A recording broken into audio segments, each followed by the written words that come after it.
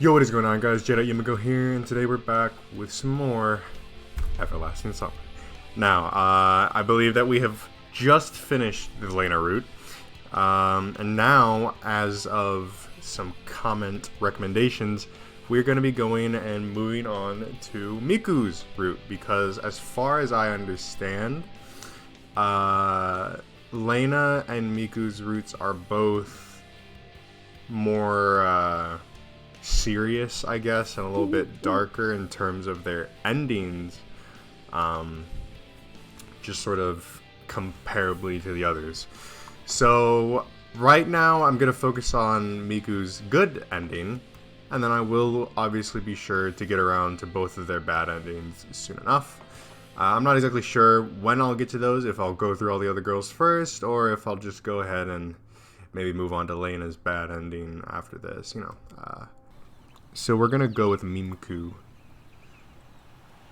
It sucks, I don't have Miku plush anymore. I have her packed away in some box somewhere, so I can't even appreciate having two Mikus right now.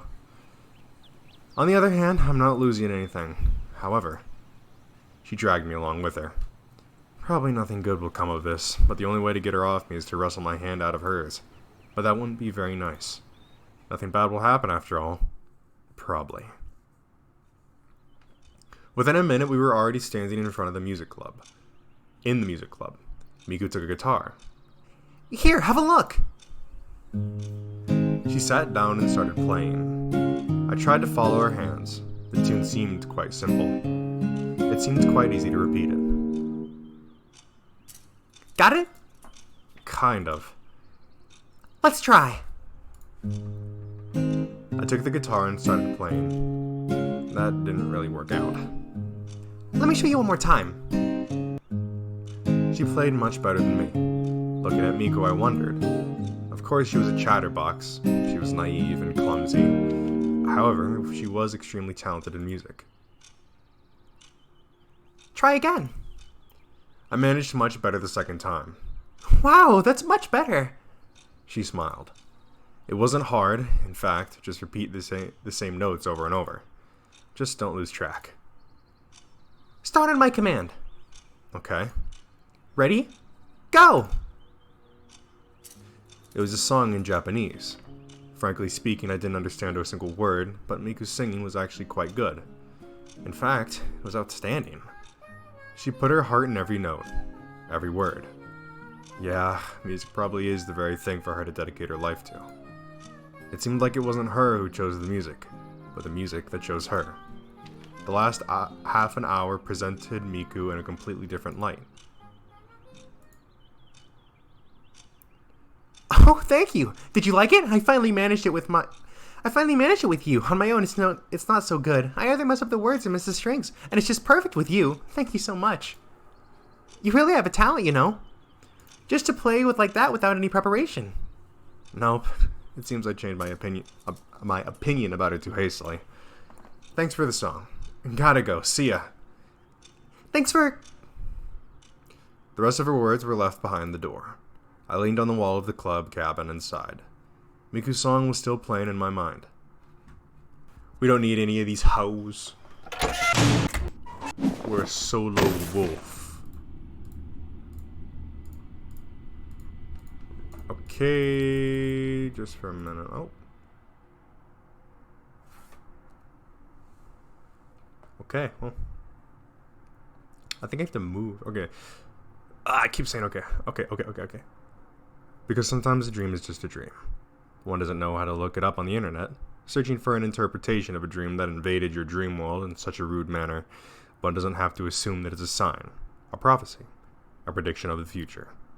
Sometimes a dream is just a dream. A beautiful story that's not going to happen in your real life. A fairy tale sketched by your resting brain and painted by your imagination. Sometimes a dream is just a dream, even if it comes in several parts.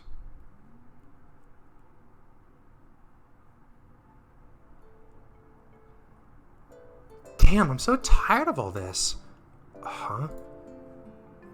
I raised my eyes and saw a girl hanging over me. What exactly are you tired of? Everything! It's not like someone made you do this, or is still making you. Well, it's not that simple. Oh, it is indeed quite that simple. Damn, you're always... Stop chatting, come on, get to work. A voice that would brook no objections came from far away. The bus became empty in an instant. The girl I was arguing with sulked like a child, turned abruptly, clicked her heels, and headed to the exit. Her name was Masha. Okay, you ready? A woman appeared. Her face simultaneously expressed agony for the fates of the whole of humanity, arrogance, concentration, and fatigue. Yeah, sure. Excellent.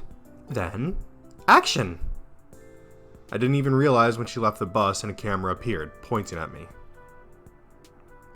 I've shut my eyes. That's right. I must be sleeping according to the script. How long must I sit like that? 10 seconds? 20? That should be enough. I slowly opened my eyes and started to sweep the bus with an arrogant look. That's it. I haven't got the slightest idea why I'm here. What is this? An Icarus? But why? So, I have to put on the most surprised face that I've ever done. I should imagine that I'm sitting in a toilet, reading a book, and then the door suddenly swings open, and I see Jean Rito with a gun. Pardon me, do you mind that I'm, pardon my French, doing number 2 here? He would surely be surprised. I just couldn't bear it and laughed out loud. Stop! Yelled the director. It's an outrage! We've already been shooting for a week, but we've still got less than nothing. She jumped close to me. What's the matter this time? You know, Well, she would hardly appreciate my story about Jean Reno. Sorry. It was hard to look her in the eyes. It wasn't like I was really worried about me messing up yet another take, but mainly because I was afraid to break into laughter again. Okay, lunch break. A director took off her Panama hat and began to fan herself with it. It's so hot. Well, it's summer after all. Shirt came out of thin air, proving himself to be quite observant. Duh, you blockhead! You better take care of the camera! Shirt calmly dodged the Panama that was thrown at him and went back to his camera. He's always like that. Calm, wise, and boring. Dull and quite predictable. I got out of the bus and headed to the canteen to grab a bite. I ran into Masha at the doors. So? Nothing. No surprise. Wanna have something to eat? She stared at me for some time with an uncomprehending look. Okay, let's go. It's strange. Seems that Masha has already visited the canteen. What is it? Didn't she have time to have her lunch? I examined her thoroughly from behind. Her double ponytails were really long and dangled from side to side, now and then hitting whatever they encountered on the way.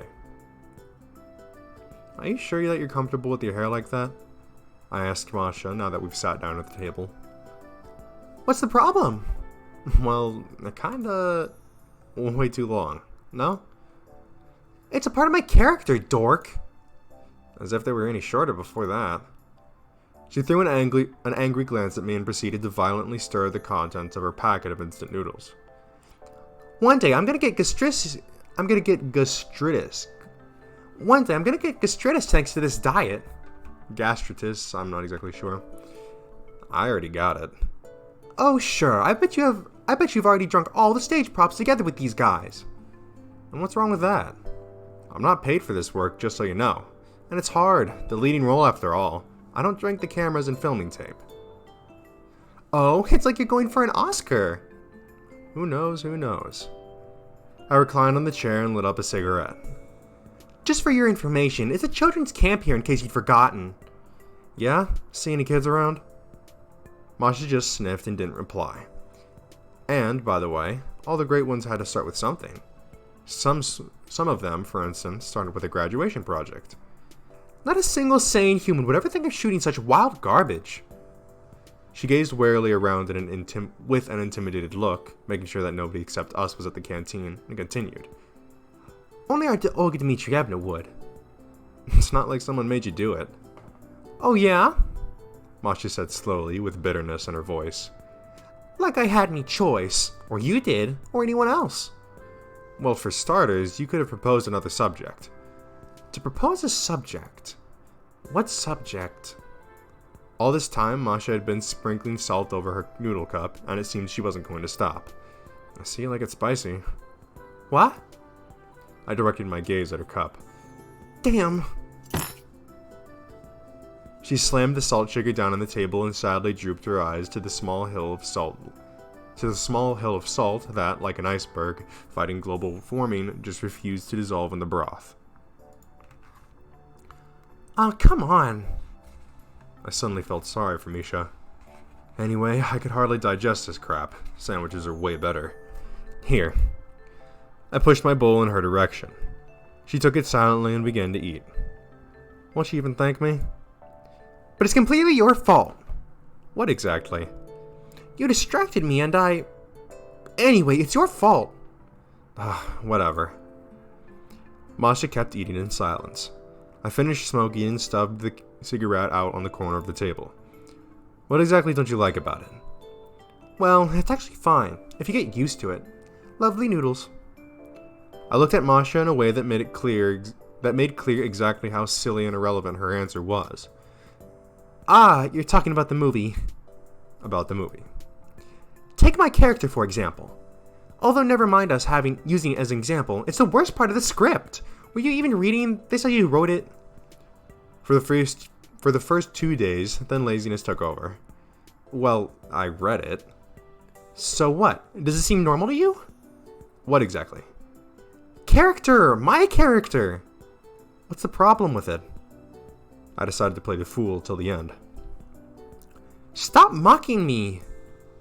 If looks could kill, my death would have been a pretty painful one. Alright. Calm down. Masha fixed her gaze on me. What's the matter with your character? Just a normal retarded girl. There's so many around anyway, no? God damn! She turned red at first, then blue, then she turned green. I'm not sure that the changing of colors on her face during a fraction of a second was really like that, but either way, Masha looked scary. You know, that's disgusting, she said, suddenly getting a grip. I think it's perfectly normal. The cast of a movie, or a book for that matter, can't consist of only cute, smart, and sexy characters. We still need supporting roles. Supporting, but not retarded. It's not like we don't encounter them in real life. But I'm not like that. But you're not playing yourself at all. Her stubbornness started to get on my nerves. People will watch it and say Masha's a retard. I covered my face with my hands and put my head down on the table. Okay, and what do you suggest now? I don't know. Everything's just bad. Will it get better if you keep crying and moaning? I'm not moaning. Oh, like I can't hear it. Well, I'd prefer if I couldn't. You know what? I opened one eye and looked at the enraged Masha. What? You're just an insensitive bastard. As you say, mademoiselle. And... She didn't manage to finish the phrase. The door burst open and a cheerful shout reached us. Oh god. Masha-nyan, Samuel-kun. I hate myself so much. Oh, here comes another raving lunatic. Oh lord, what have I done wrong? I turned my head and glanced skeptically at the girl who ran into the canteen. Sasha. What is going on? I'm so confused. So Olga Dmitrievna hasn't changed, but then you have Miku who's turned into Masha, and Slavia who's turned into Sasha. Oh, what? One of the main characters. Oh my god. If we compare Sasha in real life with the character she's going to play, then Masha's words about the injustice of this world don't seem that meaningless. However, on the bright side, one can't ignore Sasha's acting talent. She really becomes a totally different person on the screen. I told you like 1,000 times, don't you ever call me Masha-nyan. Masha gritted her teeth. Okay, but then it would be Mashian. Can I? Sasha snatched the chair, moved it closer, and sat beside me. Freaking cuckoo. How did people like that enter college in the first place? Yeah, what are you talking about? Sasha seemed to ignore Masha's opinion of her professional impropriety. Oh, we were just discussing what exactly Mashinyan doesn't like about our script. Just wait till I beat the nyan out of you. She tried to land a punch on my forehead, but I dodged and her fist slammed down on the table. Sasha gave a brief cry and started shivering. See how discontented she is? A curious young mind which doesn't seek any compromises, ready for long, painstaking work for self-sacrifice and denial of the fragile material world. And all for what? For the truth! Wow, you're so smart! Sasha murmured and hugged my arm. Too bad you are not. No, you're hopeless. I'll take that as a compliment. Masha fetched her phone out of her pocket and checked the time. Okay, it's time to get going. Where are you going? You only appear starting day 2. It's you who should get going, dork. Me too. Sasha jumped around, still clinging to my arm. I guess so. So I'm assuming that this is basically like the whole story is essentially just fake. You know, it's a movie actually, and all the characters are just actors. I got up, pushed the chair back under the table, and looked over at Masha. See ya. Oh, get going. She snorted and turned away. Itekamasu! Get lost, dude. Just as that reached my ear, Sasha shot past me with empty noodle pockets trailing in her wake. I was sitting in the bus, flipping through the script lazily. To which idiot wrote this? Oh yeah, that would be me. I put aside the stack of sloppily stapled printed pages and fixed my sight outside the window. Indeed, it was really hot. Even without Shirk being Captain Obvious, it was hot. Let's take the asphalt, for example. It doesn't give a damn that just yesterday was winter according to the script. You know it has to be melting right here and now. And the grasshoppers don't care. They just keep rehearsing. By the way, which of them do the chirping? Is it the crickets or the grasshoppers? Or cicadas? Nah, those screech. Damn, I don't even have any internet handy for a quick check. Though why would I? The script is all agreed on and approved and can't be edited at all. And anyway, who would care about the grasshoppers in our movie? Although it would be a splendid idea for shooting a horror flick in the spirit of 50s USB movies. Like for example, My Cousin is a Grasshopper, or The Cricket Day. One Flew Over the Cicada's Nest. If I had to spend 5 more minutes here, I'm gonna turn into an insect myself. Why were there no air conditioners on old Soviet buses? Hey, hello? Anyone home? A loudspeaker was pointed at me, and right behind it, I recognized the face of Olga Dmitrievna through the melting air. Please, leave your message after the... I felt a blow. Hey, you can't just smack the protagonist like that. Have you even read my tour writer? Shut up. This has to be the last take on the bus. I wanted this pretty bad myself. After all, it's better to be outside than stuck in this moving man-melter. Shirk's camera was hanging over me. I acted as if I was really desperate about what's going on. Raged across the bus, dashed outside, ran all around it, and finally collapsed down on the sidewalk. Cut! Olga Dmitrievna smiled approvingly. Well, it seems like you're able to do it when you really want to. Sure. It seems that will is the most important thing. And now, meeting Slavia. A break, maybe?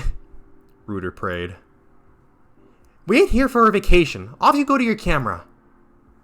He hung his head and shuffled off to his place. Action! I stared at the camp gates. I held my gaze on the statues of the pioneers and took a few steps forward. Sasha emerged from behind the gates.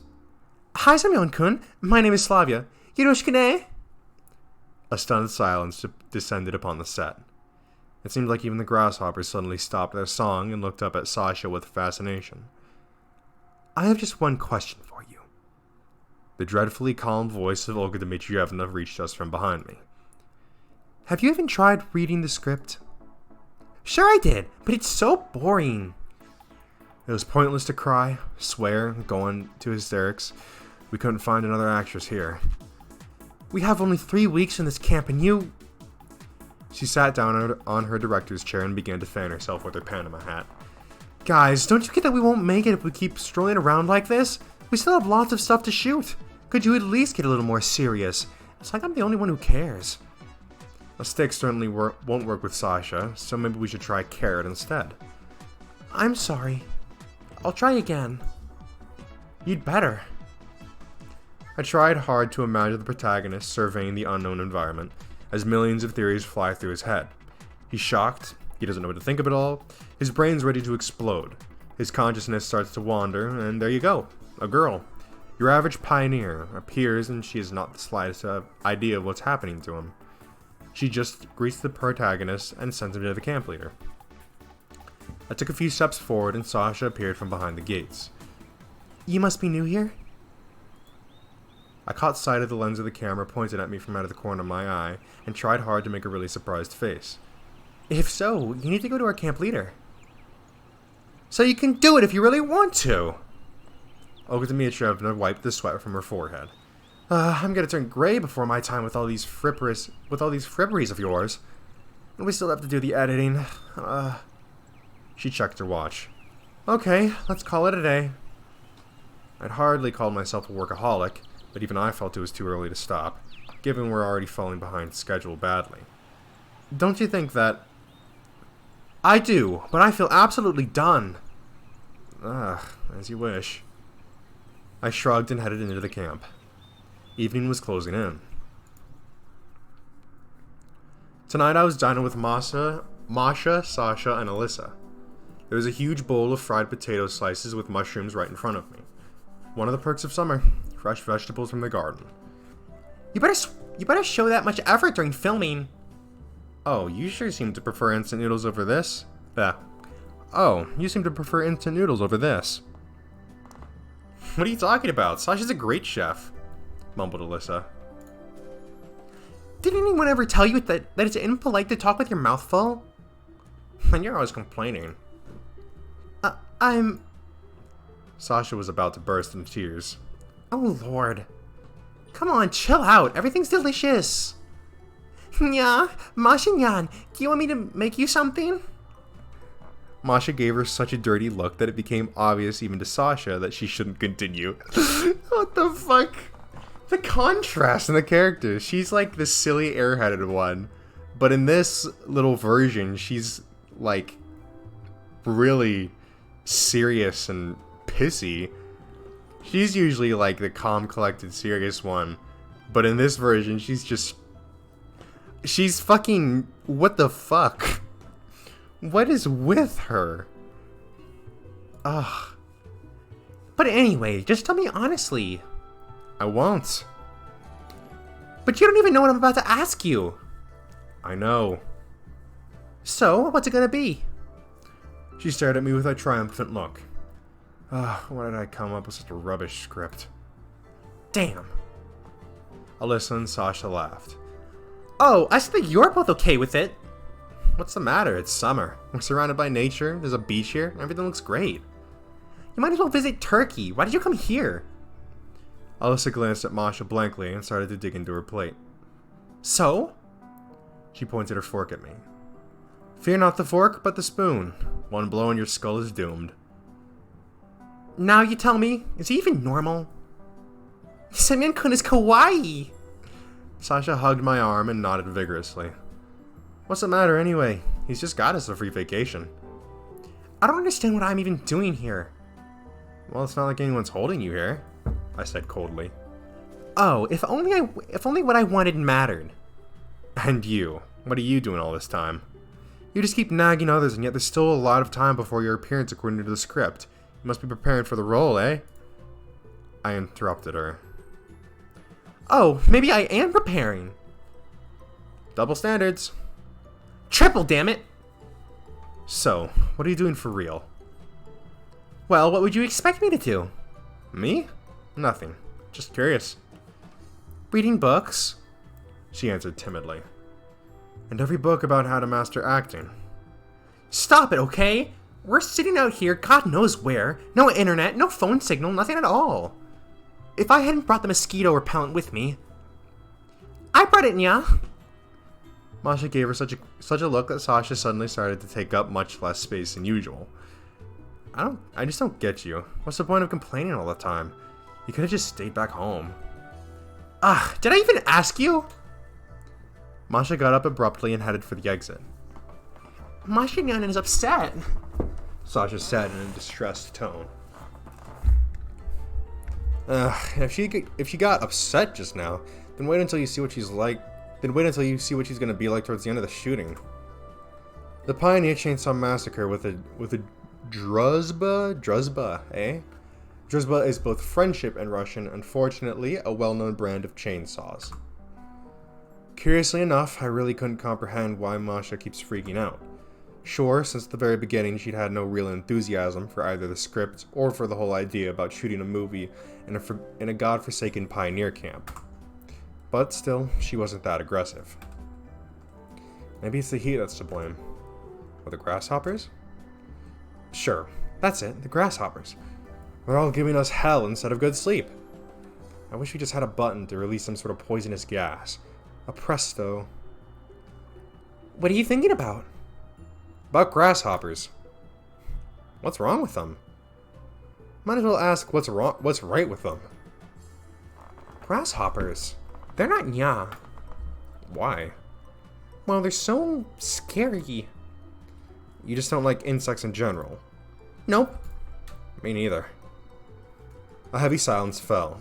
No matter what's going on in Masha's head, at least she can always keep the conversation going. Even if it's about grasshoppers. I imagined her talking about her hatred towards these hellish creatures, who dare not only try to plague this already imperfect world, but also keep chirping all night long, this time interrupting your own inner rest and gentle soul. Olga Dmitrievna approached our table. Ready for the night shooting? Night shooting? It's not like we've even completed the first scenes yet.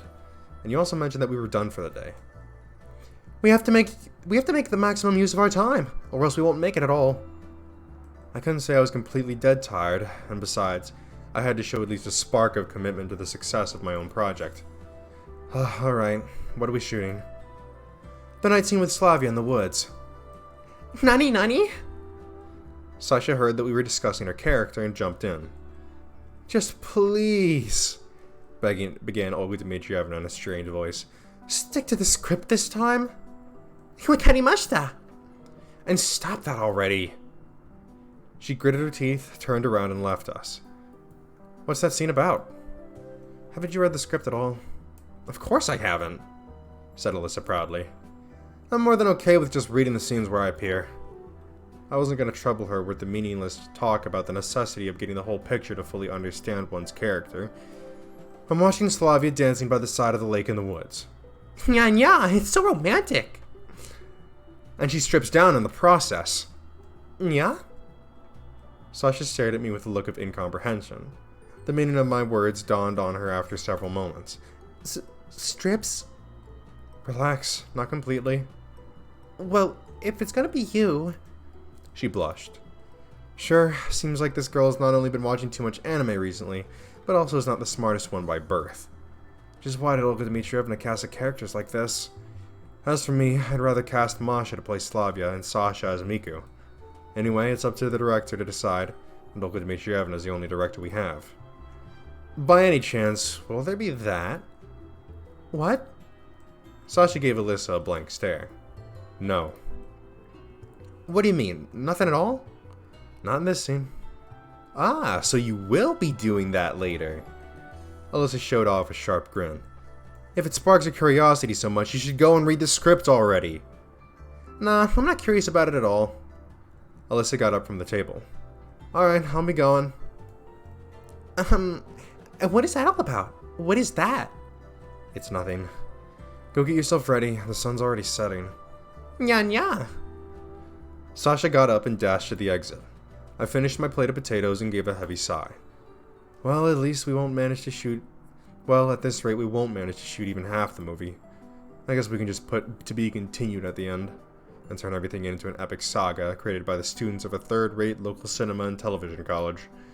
Suddenly, I understood that, really, I don't care anymore. Ready? I turned back and caught a sight of Shurik. It's not like I have anything to prepare. Do you think we can manage these night shootings? Oh, somehow. Let's get going then. It's finally become colder in the evenings. Too cold, I'd say. I was sitting on a stump and trying to keep myself warm in my thin top, while others were aligning cameras and lights.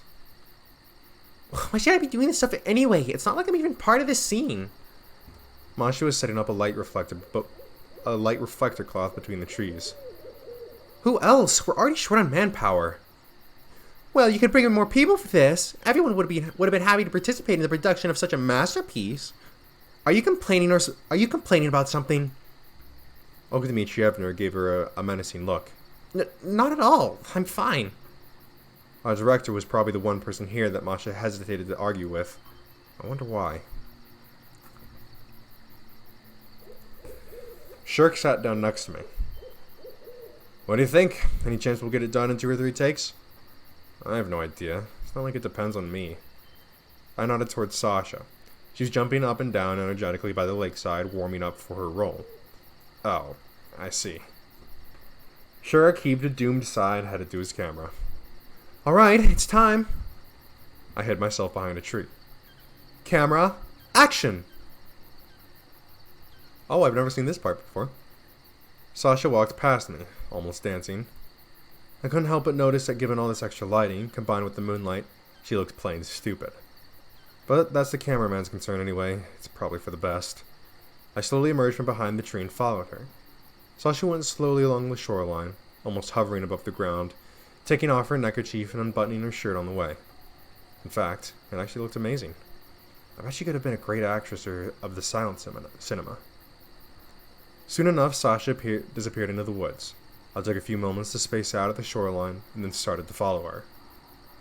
Cut! Sasha immediately dashed back from behind the trees. So, how is it? Excellent! Perfect! If only you could perform like that every time, on the first take, then we would have finished it all in time. You're saying we're not going to make it on time. You're saying it like we're not going to make it on time. I noticed skeptically. We'll make it. You bet. Ahem. What do you mean by that? What do you mean? That's all? Masha suddenly appeared next to me as if out of nowhere. You wanted something else? We spent like 3 hours in preparation for only 1 minute of footage? It's cinema. Cinema, you know. Art. One can be hunting a single shot for years. One could keep shooting for 5... One could keep shooting a 5-minute movie for decades. Olga Dmitrievna looked particularly funny, waving her arms like that. Sure, mumbled Masha in a wasted voice. That's it? Yeah, that's it for tonight. And good night, everyone. She threw that piece of reflector cloth to the ground and hastened off towards the camp. I quickly mumbled my goodbyes to everyone and grabbed a script printout and rushed after her. Hey! It was at the square that I caught up with her. Oh, and now what do you want? A look of extreme fatigue was on Masha's face. Maybe you want to take a short walk before you head off to sleep? Why would I? She glanced at me, apparently misunderstanding me. Well, it's still so early. I bet you wouldn't even think about going to sleep at a time like this in the city. In the city? This isn't the city here, you know. This isn't the city here, you know. Here 3 days counts for 1. Oh, come on, it's still early. Oh, fine. She gave me a bright look and smiled. Just not for too long. Ma'am, yes, ma'am. Why do you carry that all the time? She pointed at the stack of paper I held in my hands. Well, you never know what might happen. Shortly thereafter, we arrived at the beach. What a lovely moon. Masha started to strip and dashed off towards the river. I don't know what I was expecting, because she had a bikini on under that pioneer uniform of hers. Fascinated, I stared as she paddled her legs in the water, which caused ripples to splash around her. So, you're still able to have fun, I shouted. She threw me an offended look, came closer, and sat down next to me. Yeah, it's like recently you all think I'm just an old hag. Of course you're not. But you're still one hell of a moaner. I guess I have my reasons. Not sure. I don't see any particular ones. Masha got up and moved several feet away from me. Oh, come on. Don't come on me. It's just... One can't be such a what? You never see anything. She put her head down on her knees and added quietly. You never understand. Yeah, that's me. Cold-hearted, dumb and dull. Masha gave a barely audible laugh. Yeah, exactly. Let's go swimming? It's cold in there. It won't take long. Okay. The water was surprisingly warm, so indeed we were hardly going to freeze. I sat down on the towel that someone had left behind and took a deep breath of the soft night air. Masha lay in front of me and rested her head on my lap. Am I disturbing you? Not at all. I just felt kind of tired. She looked straight into my eyes, but I averted my gaze. Why can't it be all the same as before? How so? Come on. That was a joint decision, you know. But nevertheless... She put her arms around my waist, and I felt even more ill at ease. Why'd we come here in the first place? To shoot a movie. I tried to put it off with a jest. Still, if it wasn't for you, I wouldn't have ever gone to this college in the first place. We could have already... She sighed. But now... I still think that digging up the past in this context is hardly a good idea. You might think so. As for me, I still think that we shouldn't have... But you were the one who wanted it in the first place. I never wanted it, said Masha resentfully. Oh yeah? So it was me who insisted. Yes, it was you! She turned away but didn't get off me. You're always like that.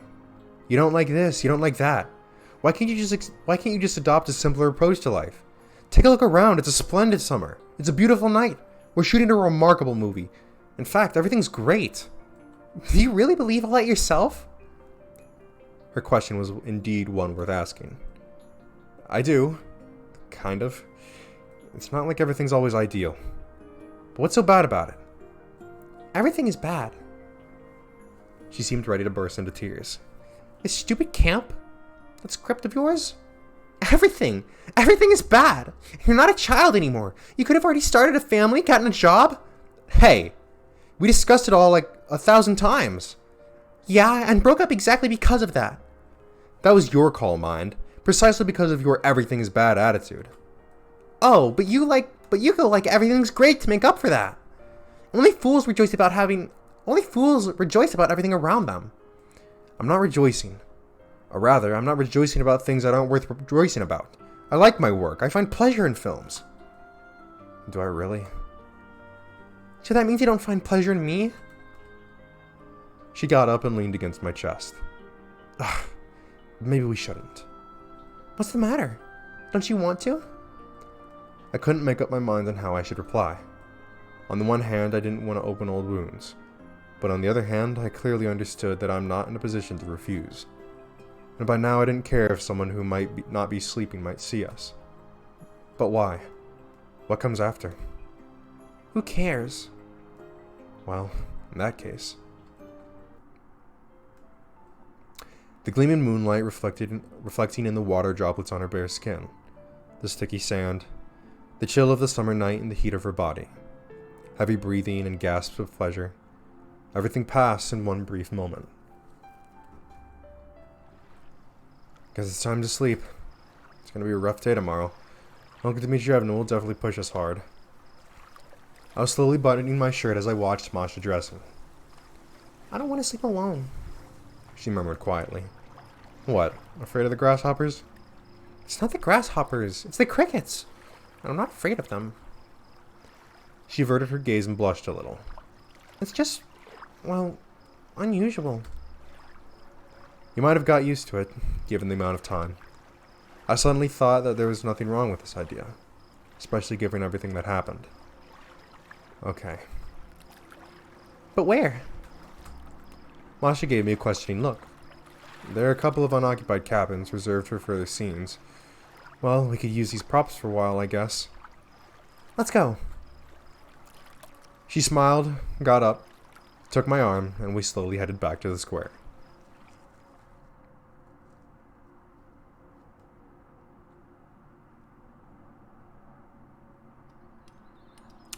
Alright, and I think we're going to end this episode off here. This was a... Well, I'm not sure if it was exactly a shorter episode. I kind of lost track of time. But this is interesting. So we've basically kind of gone now into a sort of parallel world where all the events of the game that we've seen so far are actually just a movie, essentially. All of it's fake. They're all actors. I'm apparently, or I was apparently, in a relationship with Masha / Miku. And it's, you know, like all the characters pretty much have like the exact opposite personalities. Especially fucking Sasha. Good lord. That is just horrible. But anyways, we're gonna go ahead. We're gonna save the game. There we go. So we're gonna save the game right there. Bang, bang, bang, bang, bang, bang. Alright. So yeah, so far, quite interesting. Miku's route has led us to a completely different story from the main one. So there's so many different, like, endings to this where it's like, okay, well, is it all just an illusion? Was it real? You know, which life is real? Is Semyon, you know, a loner? Or was that just a part of the script? Or is this whole movie shooting thing just because I fell in the tunnels or something? Like, so confusing. But it is interesting, I will say. Anyways, that's going to be it for this time. If you guys enjoyed, that'd be awesome if you could leave a thumbs up on the video. And if you like this video or any other videos or series that I have on my channel, then I would highly recommend hitting the subscribe button and turning on the post notification so you can be notified when I upload another one of these videos. Anyways, that'll be it for this time, and I'll see you in the next one. Don't rain on me.